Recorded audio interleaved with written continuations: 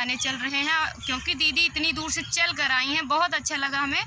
तो प्लीज़ भैया दीदी आप लोग हम लोगों का सपोर्ट करिए, हमें भी बहुत अच्छा लगा सिस्टर जैसे मिलके। वैसे दीदी को भी आप लोग सपोर्ट करिए, इनका भी प्यार दुलार बनाए रखिए। हमारे चैनल का नाम है संगीता अवधी। इनके चैनल हमारे चैनल का नाम है नेहा भोजपुरिया ब्लॉग। नेहा भोजपुरिया ब्लॉग आप लोग सुन रहे हैं ना, सुन ही चुके होंगे और हमें तो पहचान ही रहे हैं, हमें रीता। और ये है संगीता दीदी, संगीता अवधी गीत इनके दीदी का चैनल है, और नेहा भोजपुरिया ब्लॉग।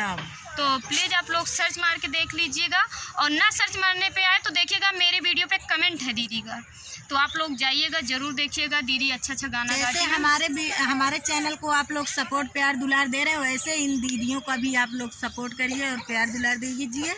और आशा करती हूँ मतलब आप लोगों को वीडियो पसंद है, और हम लोग एक अच्छा उठान गीत गाने चल रहे हैं। आप सभी से विनती है, हम लोग बहुत दूर से चल के आए हैं सिस्टर जी से मिलने, और बहुत परिश्रम करके। तो आप लोग अपना प्यार आशीर्वाद दीजिए, हमारे चैनल को भी आगे बढ़ाइए। आप लोग से हाथ जोड़ के विनती, अगर हमसे कुछ गलती हो रहा है तो आप लोग ज़रूर बताइए।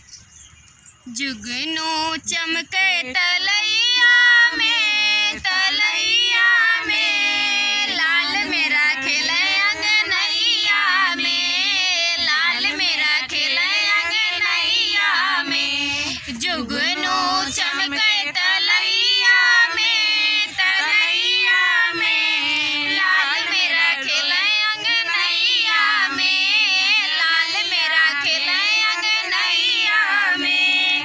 मम्मी हमारी बड़ी सीधी सादी, हमारी बड़ी सीधी सादी, सासू हमारी बड़े नखरे वाली, सासू हमारी बड़े नखरे वाली। फट गइल पियरी लड़ैया में, लड़ैया में लाल मेरा खेले अंगनैया में, लाल मेरा खेले अंगनैया में। जुगनू चमके तलैया में, तलैया में लाल मेरा खेले अंगनैया में, लाल मेरा खेले अंगनैया में। भाभी हमारी बड़ी सीधी सादी, भाभी हमारी बड़ी सीधी सादी, जेठनी